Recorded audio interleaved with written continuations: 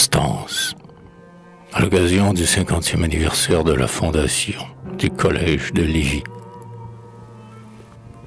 De ses reflets vermeils d'or en chaque fenêtre, et soulevant partout un triomphe salué, sur la ville qu'enfant main des nôtres vit naître. Joyeux anniversaire, un beau jour s'est levé. Un de ces jours où, même avant que l'aube tendre, fait place aux splendeurs d'un matin radieux, des lèvres et des cœurs, l'oreille croit entendre monter l'hymne touchant des souvenirs pieux.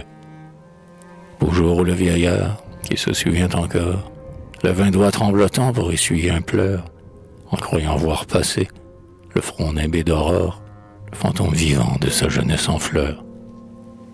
Ah, ouais, c'est le passé, ouais, c'est notre jeunesse, camarade vieilli, cher ami d'autrefois, que Dieu, dont la bonté voulut que tout renaisse, nous permet aujourd'hui d'évoquer à la fois.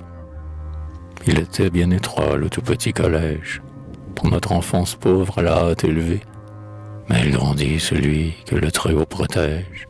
C'était pour l'avenir le grain de ses neveux. Je me rappelle encore sa structure modeste.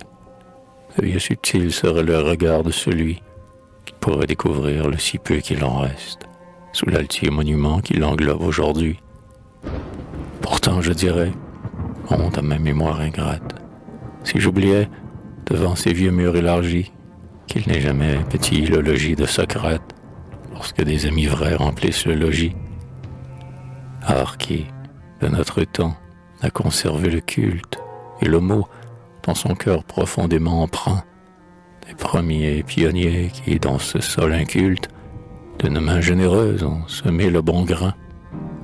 Ils furent à la tâche, ils furent à la peine, et quand à son banquet s'assied le moissonneur, devant la gerbe d'or, devant la grange pleine, il est juste qu'il ait aussi sa part à l'honneur. Gloire aux fils de Laval, vaillants semeurs d'idées, qui vinrent après eux, en fraternels rivaux, arrosant leur tour les glèbes fécondés, des humbles défricheurs couronner les travaux.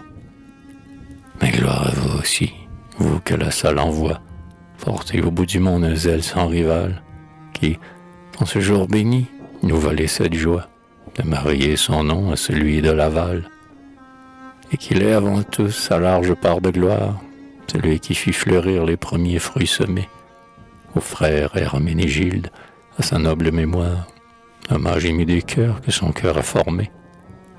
Assez parlé pourtant du passé. Si l'on aime, un jour comme aujourd'hui, vivre de souvenirs, on aime avoir aussi, dernier mot du poème, dans l'éclat du présent rayonner l'avenir. Présent, c'est le chêne arc-bouté sur sa tige, dans l'effort créateur de sa virilité, auquel un demi-siècle ajoute le prestige de la puissance unie à la fécondité.